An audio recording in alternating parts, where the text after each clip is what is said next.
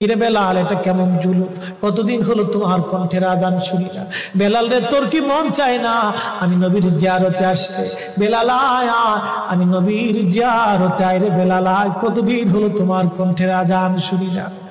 স্বপ্ন যখন নবীজি দেখাইছে, এ মুসলমান, হযরত বেলাল সুদূর সিরিয়ার দামেস্ক থেকে পাগলের মতো দৌড়াইলেন, পাগলের মতো ছুটে আসলেন।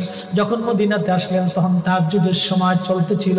তাহাজ্জুদের সময় চলার সময় হযরত বেলাল রাদিয়াল্লাহু আনহু কাঠের জালি দিয়ে তখন রওজা শরীফ ঘিরে রাখা ছিল।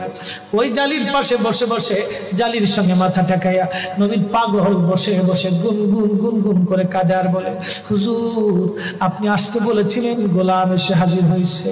নবী গো, আজান দিতে বলেছেন, আমি আজান দিলে আপনি আগে নামাজে আসতেন, এখন আজান দিলে কি নবী আপনি নামাজে আসবেন? হুজুর এখন আজান দিলে কি আপনি নবী নামাজে আসবেন? নতুন মুয়াজ্জিন আসছে আজান দেওয়ার জন্য, এসে দেখে নবীর মুয়াজ্জিন বেলাল কাঁদে। ডাক দেখে মদিনাবাসী, শুনছো নবীর মুয়াজ্জিন ফিরে এসেছে, বেলাল আসছে, বেলাল ফিরে আসছে। এই কথা শোনার পরে সব সাহাবী ঘর থেকে বের হয়ে দৌড়ায় এসে দেখে বেলাল কাঁদে। সাহাবীরা বলে, বেলাল আজান দাও, কতদিন হলো তোমার কণ্ঠের আজান শুনি না। বেলাল আজান দাও, কতদিন হলো আজান শুনি না রে বেলাল।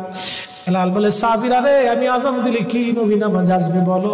সালমান ফারসি রাদিয়াল্লাহু আনহু ডাক দেখে, সাহাবীরা আমাদের কথায় বেলাল আজান দিবে না, তোমরা যাও দেখো হাসান আর হুসাইন দুইজন ঘরের মধ্যে আছেন। ইমাম হাসান হুসাইন রাদিয়াল্লাহু আনহুমা যদি বলে তাহলে বেলাল অবশ্যই আজান দিবে। সালমান ফারসির পর